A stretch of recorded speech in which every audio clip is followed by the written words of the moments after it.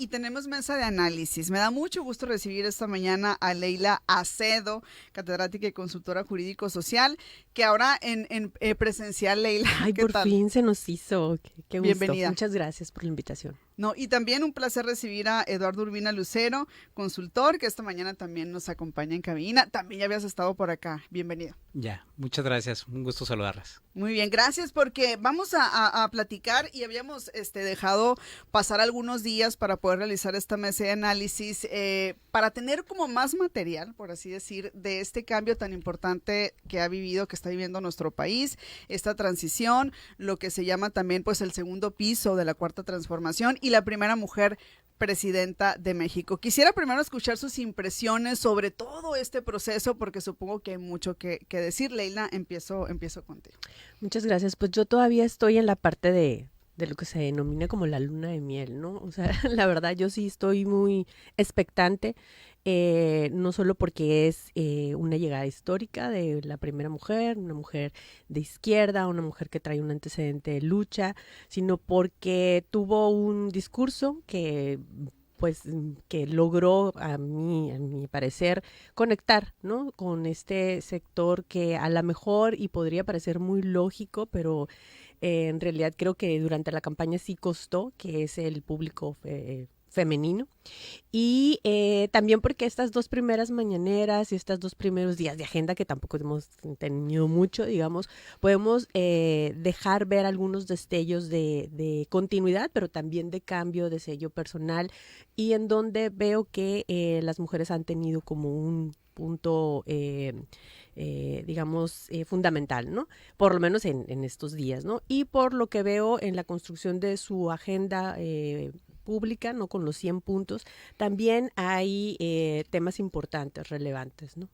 Ok, y yo le llamaría también, han sido mañaneras con mucha perspectiva, así la he calificado yo. Sí, No sé. claro, muy pedagógicas y también con un enfoque distinto, no solamente en cuanto a la estructura, la forma, el trato, la forma de respuesta, sino la de ayer yo estaba encantadísima porque utilizaron así primero porque había mujeres y mujeres que yo respeto muchísimo de la sociedad civil, compañeras que brindan acompañamientos, que están en territorios, ¿no? Pero también por este enfoque, ¿no? De mesura pedagógica, de vamos a hablar de este tema y lo voy a explicar de esta forma, ¿no? Muy bien. Eduardo, ¿tú también estarías en una luna de miel? ¿O cuáles serían tus impresiones? Mira, yo obviamente no, digamos, quisiera separar el momento histórico, que creo que es lo que hay que resaltar, que el hecho de que una mujer llegue a la presidencia de la República se dice fácil, pero viene a través de muchos años de luchas, muchas de esas luchas no tan conocidas, ¿no? A lo largo del país, que se han ido rompiendo esquemas, digamos, o este techo de cristal que existía, y hoy se rompe creo que el máximo techo de cristal. Sin embargo, yo no soy tan esperanzador que eso signifique, pues obviamente, como una bandera blanca total del triunfo de las mujeres. Creo que hay muchos retos por venir, pero hay que celebrarlo, y la verdad como país es un logro democrático poder decir es que una mujer puede acceder a la máxima silla de decisión, digamos, pública del país. Entonces, apartando ese momento histórico, yo pues la verdad es que no soy tan esperanzador. La verdad es que vi en sus primeros discursos, tanto en el Congreso como en el Zócalo, pues vi mucho, digamos, muchas ganas de mandar señales o este tema de simbolismos, pero la verdad en el fondo me preocupó que no vi una evaluación del país. Pareciera que en el país no hay problemas de seguridad, no hay problemas de crecimiento económico, no hay problemas de salud, no hay problemas de educación, simplemente hay como este tema de vamos bien y voy a hacer mis pequeños ajustes. Yo creo que falta, y ella como científica y con un currículum creo que tiene la capacidad, yo no soy de los que comparte problemas de autonomía o esta lucha con el pasado del expresidente, ella tendrá al día de hoy, ella es la responsable de los temas de seguridad, de educación, de salud que sucede en el país, y me parece que lamentablemente faltó una evaluación. Es decir, ¿dónde estamos en seguridad? Después de vivir un sexenio con 200,000 homicidios dolosos, donde vivimos con 50 millones de mexicanos sin acceso a servicios de salud, pues yo lo que esperaría es una evaluación. Este es el país que me entregan y esto es lo que voy a hacer. Y no lo vi tan así. No quiere decir que no lo vaya a hacer. Pero, sin embargo, estos 100 puntos, es decir, pues obviamente son compromisos, algunos con mucho mejor contenido que otros, unos simplemente discursivos y otros con más contenidos.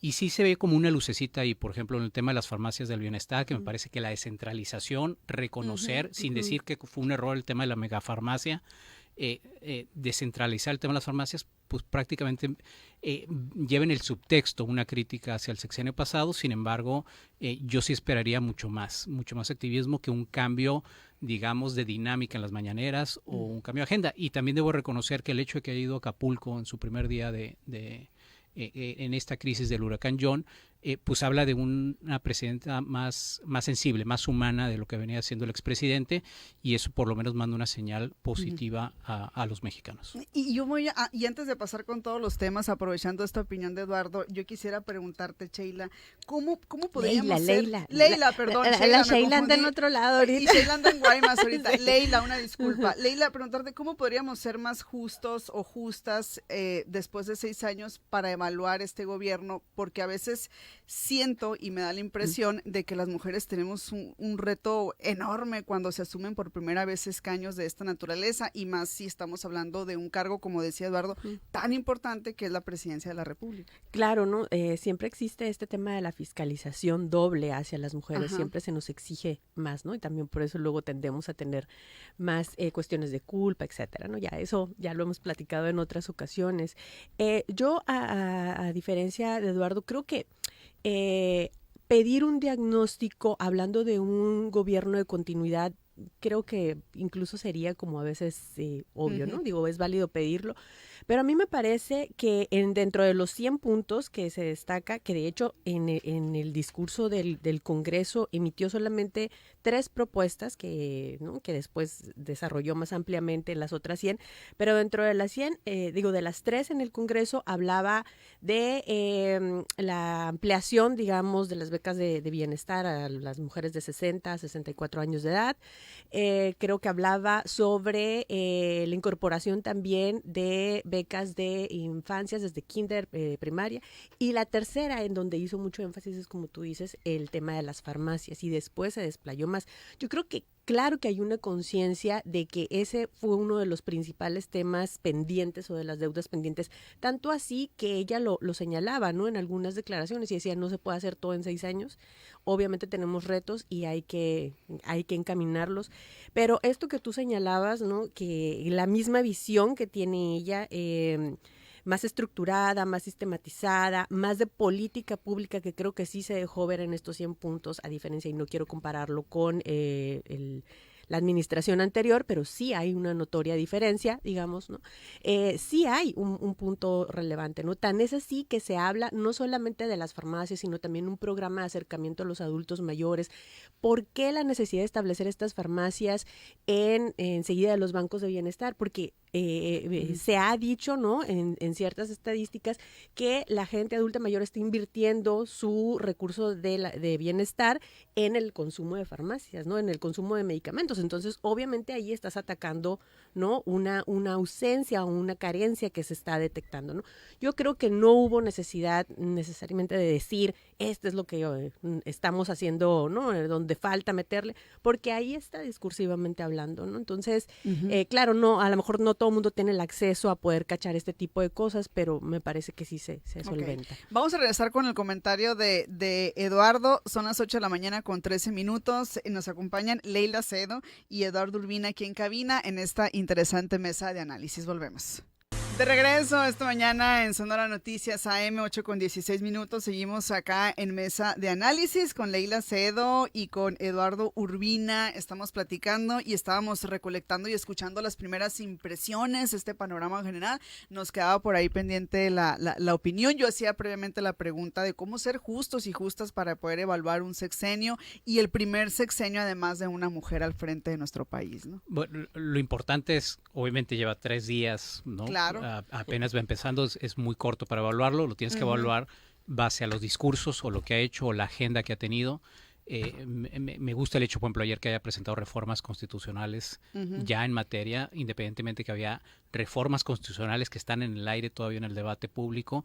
Ella pone su prioridad en el tema de las mujeres. Me parece sumamente significativo, digamos, que utilice, sobre todo porque, por ejemplo, aquí en el gobierno del estado, por ejemplo, cuando estuvo una mujer, no necesariamente fue un sexenio que, aunque encabezara una mujer, tuviera nada que ver con el tema de empoderar a las mujeres. Comparto totalmente. Entonces, lo que digo es, no el hecho de que llegue una mujer significa que se traduzca eso. Entonces, me parece que la señal de haber mandado estas reformas, pues quiere decir que la presidenta trae ganas de imprimir, digamos, este sello junto con el tema de la presidencia, también empoderar el tema de las mujeres.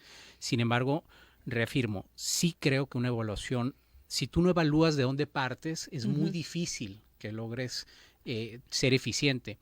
Y doy el ejemplo más puntual, el tema, por ejemplo, de la seguridad pública. Prácticamente el planteamiento que se da es un planteamiento de continuidad. El problema es que la continuidad y la tendencia prácticamente nos lleva a un sexenio que fue sumamente violento, con desapariciones, y es decir, con crisis en materia de seguridad, que entiendo que se han venido minimizando, o en la esperanza de esta reforma de militarización, pues prácticamente no significa un cambio de agenda. Entonces, si no cambias, si no haces nada diferente, pues es muy difícil que obtengas resultados diferentes. Eso para mí es decepcionante prácticamente, porque era una oportunidad. Cualquier sexenio inicial es una oportunidad para un cambio de agenda, y no lo vi en materia de seguridad. Entonces, yo sí creo que era importante una evaluación, y también mucho compartir. En el tema de los 100 puntos, hay muchas cosas que son deseos, que son ganas de hacer cosas. Sin embargo, estamos hablando de que México tiene unas finanzas públicas no tan fuertes como las recibió el expresidente. Estamos hablando de ya sexenios, digamos, ya años constantes con déficit fiscal, y eso implica que pues prácticamente estamos hablando de endeudamiento, ¿sí? Ya se acabaron los fondos de estabilización, se acabaron algunos fondos de dinero, de recursos económicos que tenían para financiar programas sociales, y el hecho de seguir hablando de vamos a aumentar programas sociales, vamos a hacer su proyecto de infraestructura, creo que todo el mundo vamos a estar de acuerdo en eso. Nadie se va a pelear con que hagan más puentes, más carreteras, que más hospitales, que den más programas sociales a la gente que lo necesita.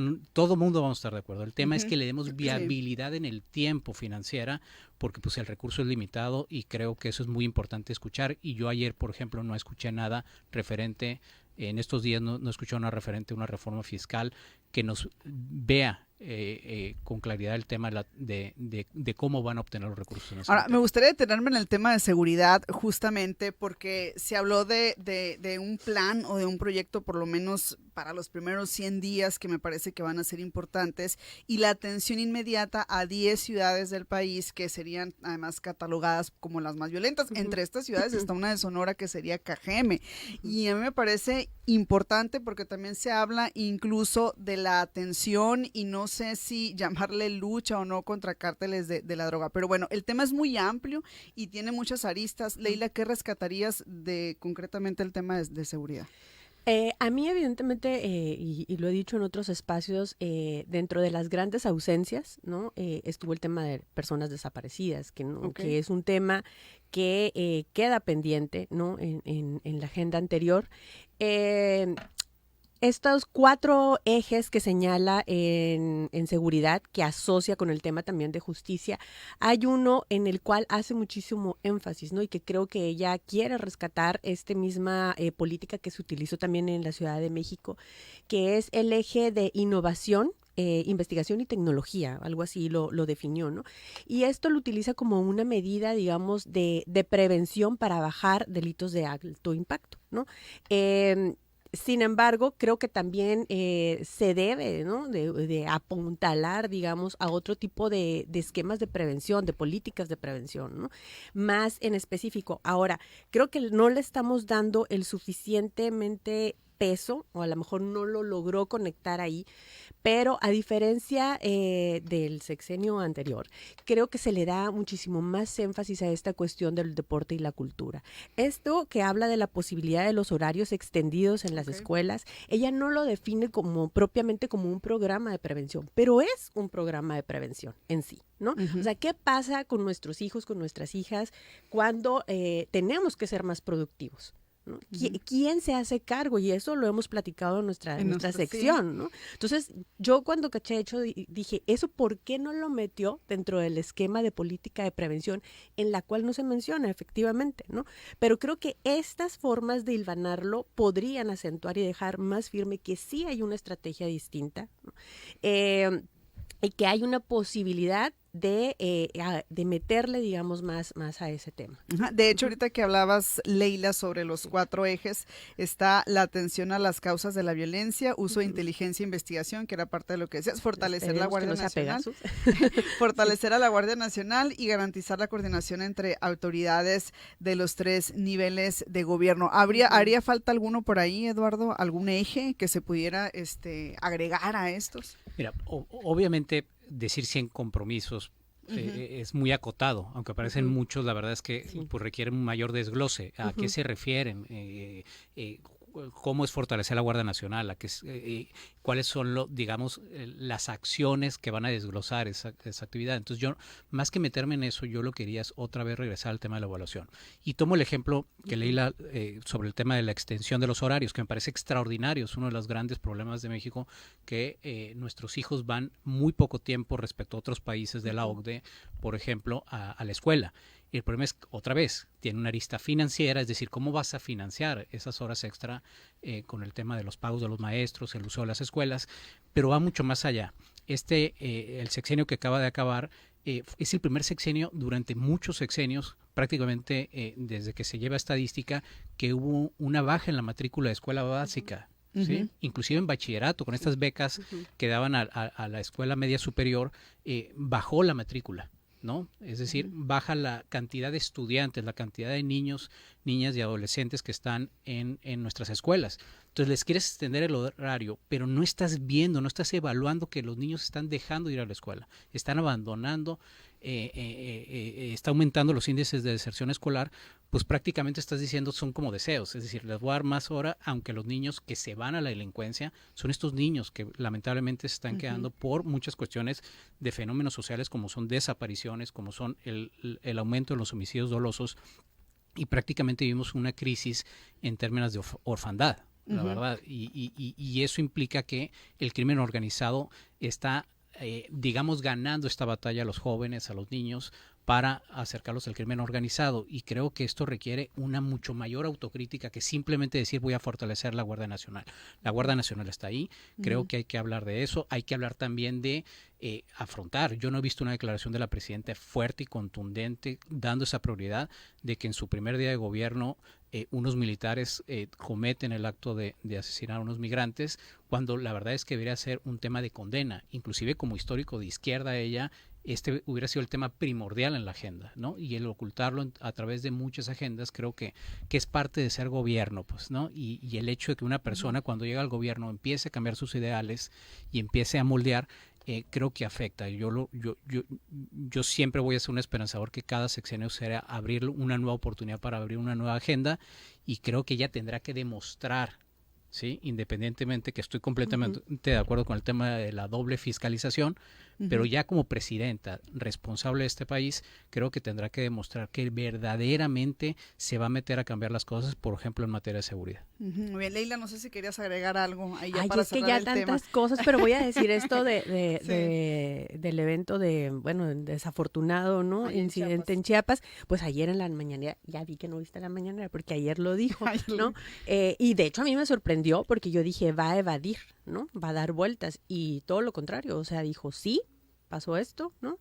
Y ya se está... en una pregunta. En una pregunta. No como la agenda principal de la mañanera. Bueno, porque ya estaba la agenda, digamos, no, sí, ¿no? Es el tema. Cuando la humanidad dice, no voy a cambiar mi agenda por un acto de ese nivel, alguien de izquierda lo hubiera hecho. Es más, bueno, ella si no hubiera sido a favor del poder, ella hubiera presentado. Es una agenda izquierda. Sí, y el reto yo creo que va más allá, porque al final de cuentas sería hablar también de temas ya migratorios, de fortalecer los derechos humanos. Bueno, que ese también fue otra ausencia dentro de los puntos. O sea, se habló de los mexicanos en el extranjero y de todo lo que aportan, ¿no? Digamos, México también tiene un súper valor el tema de las reservas, ¿no? Y ella es consciente de esto. pero no trató el tema de México como un país receptor también de migrantes, ¿no? Y ese es un tema. Es otra cara de la moneda. Otra cara de la moneda. O sea, tuvimos una tragedia en una estancia migratoria en el norte del país. Cada vez los flujos migratorios están cambiando. Tenemos personas de Asia, ¿no? Bueno, pues lo que pasó precisamente en Chiapas, ¿no? Había una persona que venía de Medio Oriente, ¿no? Entonces, eso también considero que todavía hace falta ahí reforzar, ¿no? Porque fue uno también de los temas ausentes, en temas también de derechos humanos, ¿no? Muy bien, vamos a ir a mensajes para no interrumpir las intervenciones. Seguimos platicando en esta mesa de análisis con Leila Acedo, con Eduardo Urbina. Estamos hablando sobre diferentes temas a propósito de este inicio de gobierno, este segundo piso de la Cuarta Transformación, liderado por Claudia Sheinbaum. Regresamos. De regreso, 8 de la mañana con 31 minutos. Agradezco a Leila Acedo, a Eduardo Urbina que nos acompañen, que sigan con nosotros acá en cabina. Estamos analizando estos temas, estos puntos principales en la agenda de la presidenta Claudia Sheinbaum a días de haber asumido esta responsabilidad, porque evidentemente es una responsabilidad. Y yo les decía, me gustaría hablar sobre los programas sociales. ¿Por qué sobre los programas sociales? Porque estamos ahorita en un gobierno de continuidad, porque los programas sociales me parece que han sido también un sello característico, pero también creo que será una oportunidad de darle un toque distinto a la presidenta si así se lo propone. Y me refiero, y hago un paréntesis, aquí cuando se anunció, hemos recibido muchísimas llamadas en este espacio sobre el tema, por ejemplo, de la pensión para mujeres de 60 a 64 años de edad, ¿no? Es una propuesta que surgió de la presidenta, y donde ella subrayaba la importancia de este trabajo realizado por las mujeres, que en ocasiones no es tan visibilizado, pero que también históricamente pues habría que darles un reconocimiento y como parte de justicia, ¿no? Entonces, a ver, hay mucho que hablar sobre los programas sociales, Leila. Ay, fíjate que yo ahí quería todavía más radicalidad. Más radical. A ver, ¿cómo podemos ser más radicales? Porque creo que es una deuda histórica incluir a las mujeres de 60 a 64 años de edad, sobre todo si tenemos una conciencia de implementar el sistema o de desarrollar el Sistema Nacional de Cuidados, porque las mujeres, lo hemos platicado también en nuestras intervenciones, encabezamos el sistema de informalidad, nuestra vida, digamos, y decisiones reproductivas sí tiene una afectación y genera una brecha en cuanto a la igualdad de oportunidades que se ve reflejada en salarios, ¿no? De hecho, la brecha de salario entre hombres y mujeres es grandísima y ella tiene una conciencia de eso, y también por eso la parte de las reformas presentadas ayer, ¿no? En donde las mujeres pues cotizamos menos, tenemos trabajos más precarios, etcétera, ¿no? Entonces, obviamente que nuestro sistema y nuestras oportunidades de acceder a una jubilación más digna pues se ven minorizadas, ¿no? Entonces creo que esto es una forma de atacar eso, ¿no? Sin embargo, a mí me gustaría que hubiéramos, a lo mejor todavía se puede hacer, ¿no? Evidentemente dentro de sus propuestas, mirar hacia otros países que tienen, digamos, políticas realmente, no solamente de apoyo en programas sociales, sino también de redistribución. Por ejemplo, las mujeres por cada hijo, en Uruguay, por cada hijo que tienen, es un año menos en cuanto a la cuota para la pensión, ¿no? O sea, eso realmente es redistributivo, porque pues tú tienes una afectación real, ¿no? En cuanto a alcanzar, digamos, tus estándares laborales por estar haciendo un trabajo de reproducción que al final es un trabajo visto desde un punto de vista comunitario, ¿no? De cuidados, digamos, de manera más integral, ¿no? Entonces yo tengo esperanzas de que paulatinamente se pueda hacer hacia allá. Me gustó que incluyera de manera transversal, intergeneracional, a ciertos grupos de poblaciones altamente vulnerables, como son las personas jornaleras, específicamente mujeres jornaleras. Creo que hay una conciencia muy clara que tiene la presidenta Cona sobre la necesidad, y voy a aquí jalar un poco el tema que ya no pude desarrollar anteriormente, que tiene que ver de dónde vamos a sacar los recursos, ¿no? O sea, ella creo que está súper consciente que se necesita una coinversión, ¿no? Porque si no, precisamente no se va a poder hacer todo lo que ella quisiera hacer, ¿no?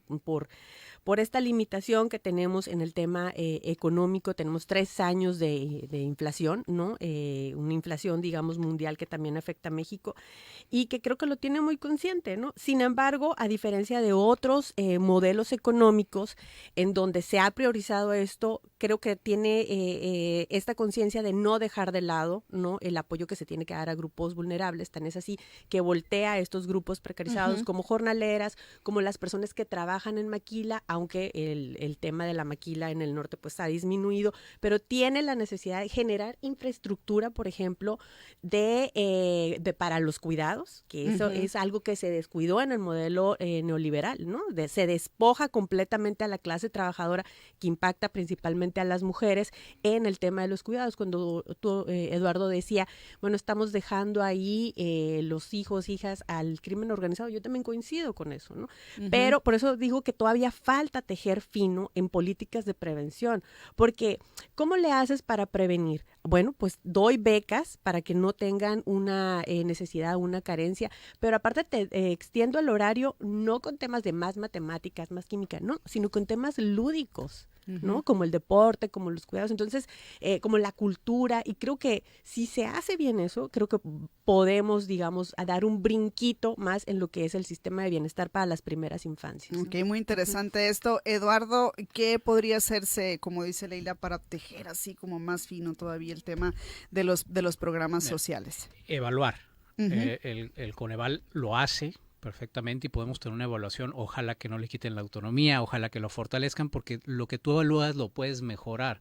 Y pongo el ejemplo del tema de las becas. Es que tú das becas, pues lo empírico no demuestra eso. Tanto que las becas de, creo que Benito Juárez, son las de preparatoria, que tú das, y resulta que van ligadas a que este año, en el 2024, la matrícula en preparatoria bajó. Es decir, hay deserción en preparatoria aunque estás dando becas. Uno diría, es que si no das becas, pues va a ser más. No lo sabemos, pero hay que evaluarlo, hay que tenerlo. No simplemente hablar de un programa social y ya lo solucioné. No porque le den las pensiones a adultos mayores no van a tener problemas. Sabemos que el gasto de bolsillo en materia de salud les está quitando esa oportunidad que les está dando por pensiones. Entonces, es un tema de unir, es un entramado que tienes que cuidar muy bien. Y en términos de los programas sociales, obviamente entendiendo que, otra vez, nadie en su sano juicio puede estar en contra de programas sociales que subsidien muchas injusticias sociales que existen en este país, incluyendo el tema de las mujeres.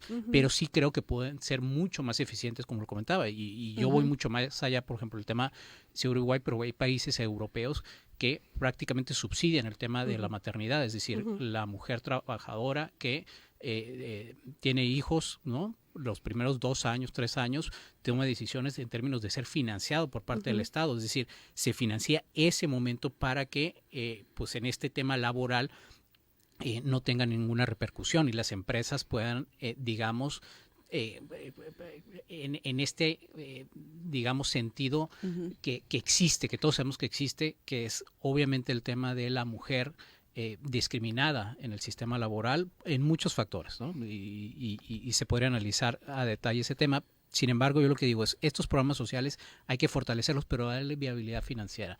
A mí que me preocupa, estamos hablando de un país que en los precriterios económicos en abril dados a conocer por la Secretaría de Hacienda, se hablaba de un déficit fiscal del 2.5%, que yo creo que no debería haber déficit fiscal, pero lo redujeron de 5, que va a cerrar este año, 5.8, a 2.5. Sin embargo, el vicecoordinador de Morena acaba de decir que prácticamente van a terminar en 3.5 o 4% el déficit. Es decir, se va a financiar muchas de las cosas con deuda.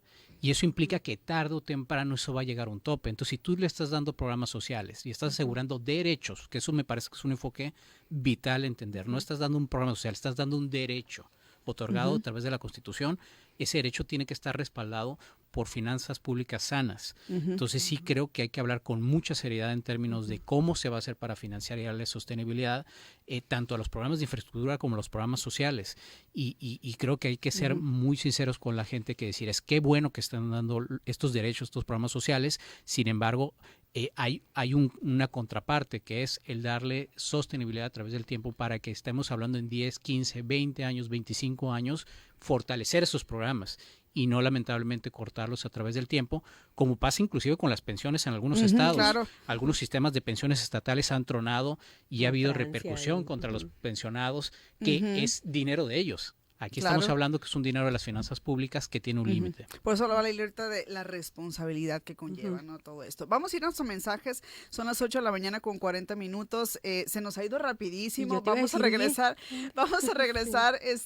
porque todavía hay muchos temas. Pudiéramos hablar, por ejemplo, del tema del salario mínimo, megaproyectos y demás. Al regresar ya vamos a hablar sobre temas y ya sobre conclusiones finales en esta mesa, en la que nos acompañan Leila Acedo y Ernesto Urbina. Eduardo Urbina, les ando cambiando el nombre, durísimo, fatal, durísimo, qué bárbaro. Eduardo Urbina, Leila Acedo, para que no se quedara sentido mira. acá, ¿no? También regresamos. Empate, ya. Regresamos. Aquí hay equidad, sí.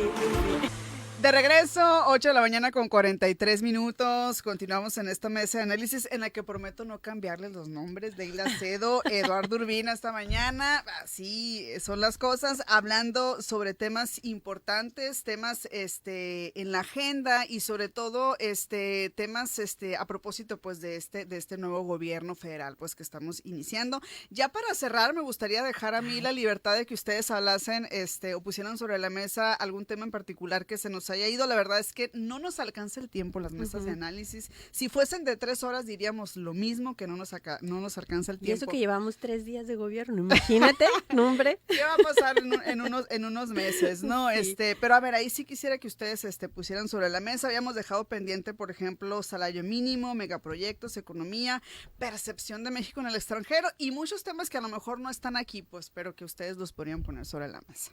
Adelante. Ay, híjole, me dejaste a mí toda la responsabilidad.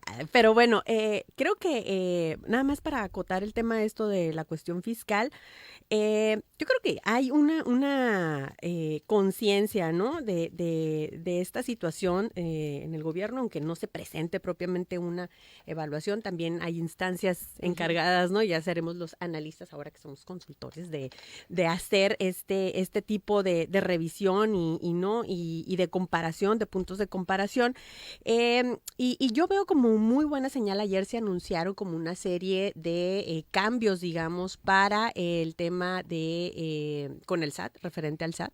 Entonces yo veo eso como una buena señal, ¿no? Como para que la gente precisamente agilizar, digamos, e innovar con tecnología la posibilidad de recaudar, digamos, más recursos, ¿no? Y para mí, que soy una persona que le teme más que a todo hay una cosa horrorosa que yo digo, le temo horriblemente al SAT, ¿no? No porque le tema, sino porque en cuestión de acceso, o sea, es cada vez es más complejo, es una cosa horrorosa, ¿no? Yo que soy una persona como, digamos, que no soy muy hábil tecnológicamente, para mí es así como muy, muy engorroso, ¿no? Entonces, yo creo que facilitar eso también va a permitir ampliar el sistema de recaudación, ¿no? Entonces, digamos, por ahí posiblemente tengamos como más de este tipo de trabajo. También creo que aunque no lo presentó propiamente como tal, digo, vamos en el tercer día, hay una idea, ¿no? O una aspiración, digamos, a desarrollar los planes o la interconectividad, ¿no? de México, que eso va a permitir incrementar, digamos, los niveles de turismo y también atraer mayor inversión extranjera, ¿no? Yo veo como muy buena señal el hecho de que vaya a participar, por ejemplo, en el G20, que ya lo anunció, y que tiene que ver precisamente con lo que tú querías que platicáramos, que es la política exterior. También ya anunció que hay planes para traer inversión de Alemania. Entonces creo que se está volteando a ver a otras latitudes y no necesariamente con vías de aspiración a la reafirmación del Tratado de Libre Comercio, que es en el 26. También creo que el hecho de poder brindar mayor certidumbre pues al mercado laboral, bueno, al mercado en general, perdón, pues está, ¿no? Encaminando a fortalecer esta parte que tú dices que probablemente sea un riesgo, ¿no? Que es de dónde vamos a sacar los recursos financieros, ¿no? Que en temas de política exterior me parece una diferencia. Probablemente Claudia Sheinbaum se distinga de López Obrador. López Obrador decía que para él lo más importante era la política interior y prácticamente la política exterior la delegó, ¿no? Por así decirlo, ¿no? Pero acá acá yo creo que sí podríamos ver una mayor presencia de ella como presidenta en el exterior. Todo parece indicar, ¿no? Entonces vamos a ver. Eduardo. Bueno, yo creo que no es excluyente, creo que tienes que tener una buena política interna y una buena política externa. Exacto. Creo Claro, que no tienes por qué elegir una sobre otra, porque es parte de tu responsabilidad. Me parece que bajo ninguna circunstancia, yo sí diría, podemos intentar suplirlo del TLC. Es nuestro mayor, claro que no. digamos, trato comercial, por mucho, le da viabilidad. Creo que es un gran reto. Creo que el nombramiento de Marcelo Ebrard da buenas señales. Creo que es una persona con la experiencia suficiente para llevar esa ruta en la negociación. Hay que ver la elección en Estados Unidos el próximo mes de noviembre. Que también es bien cómo importante resulta, para nosotros. Porque bueno, va a haber para una todos. implicación entre si llega un proyecto republicano o un proyecto Exacto. demócrata. Entonces, hay grandes retos por venir. Yo lo que quisiera centrar es que la presidenta Sheinbaum tiene un gran reto en términos de decisión. Yo le doy la autonomía, le doy la independencia, le doy la capacidad. Creo que es una mujer que si ha llegado donde está es por algo. Eso no se lo voy a reducir nunca, pero sí pongo en cuestión su voluntad, que eso sí depende de cada ser humano. Qué tanta voluntad tenga para hacer ella su toma de decisiones basado en evaluaciones, en resultados, hechos y verdades, porque venimos de un sexenio donde la mentira fue algo cotidiano, el hecho de minimizar datos, buscar los datos, cómo traducirlos con el tema de seguridad, con el tema de economía. El país no está creciendo, venimos de un sexenio donde se creció al 1%. Podemos criticar lo que sea, pero un país que no crece no genera riqueza y eso no se distribuye, ¿sí? Entonces, muchos retos que vienen. Yo sí lo que diría es que ella debe tener la firme voluntad de romper con muchas ataduras que se tienen ideológicas, ¿sí? Una de las principales es la polarización que se ha tenido entre las fuerzas políticas, que es innecesaria. Ella llega con mucho poder, llega con un respaldo del 75% de los gobernadores, mayoría constitucional, mayoría absoluta en ambas cámaras, haya sido como haya sido, la logró, con un respaldo de una votación amplísima, prácticamente 36 millones de votos, ¿no? Más del 60%. Es decir, También. llega con un bono democrático impresionante y ahí se requiere la voluntad de autorregularse. Es decir, yo eso aboco. El hecho de este país ha vivido lamentablemente muchas historias de poderes absolutos, de presidencialismos muy radicales, y creo que ella tiene el gran reto y espero que la voluntad le gane para regularse, para no aplastar a las minorías, a quien no piensa como ella, y creo que eso es muy importante, porque en su discurso en el Congreso simplemente desarrolló muchas ideas, prácticamente 2/3 partes del discurso se lo dedicó a su antecesor, y una tercera parte restante prácticamente dio ciertos vistos, pero el mensaje que le mandó a la oposición o a la gente que no piensa como ella prácticamente fue un comentario de unos pocos segundos. Entonces yo lo que diría es, ojalá Pues es que que no ella hay oposición. genere, Perdón, pero bueno, digamos, pero hay ni gente, siquiera le interrumpieron, como, o sea, alguna manifestación. y estoy de acuerdo contigo, estoy completamente de acuerdo contigo Nada. Y que es, además no decía, están ahí. que es están una ahí, ¿me tristeza la escuchas, oposición. me oyen? pero lo cambio es más. Hay gente que no piensa como ella, hay gente que no piensa, hay gente que no votó por su proyecto, y esas personas son igual de mexicanos que las personas que sí votaron por ella. Entonces, el hecho de gobernar para todos no tiene que ser algo discursivo, tiene que ser algo realidad en los hechos, y eso se tiene que demostrar desde la distribución de los recursos en los estados, ¿sí? Estamos hablando de que hay que ponerle mayor transparencia a qué estado se apoya y a quienes no, qué agendas tienes, ¿por qué? Porque hasta un migrante tiene derechos, y el hecho de poder tener una política migratoria, el hecho de los agricultores, el hecho de muchas agendas que creo que han sido supeditadas a una agenda política, creo que hacen de este país algo que no ha funcionado tan bien, y creo que ella debe mostrar la voluntad de hacerlo. Muy bien, bueno, pues lo bueno es que van pocos días, entonces hay mucho tiempo entonces para llevar a cabo y sin duda alguna pues es un reto muy pero muy importante. Muchas gracias por habernos No, al acompañado, contrario, muchas Leila gracias Cedo, por catedrática, consultora jurídico-social, Eduardo Urbina, consultor, que nos hayan acompañado esta mañana. Espero no sea la última, espero que próximamente podamos coincidir. Muchas gracias.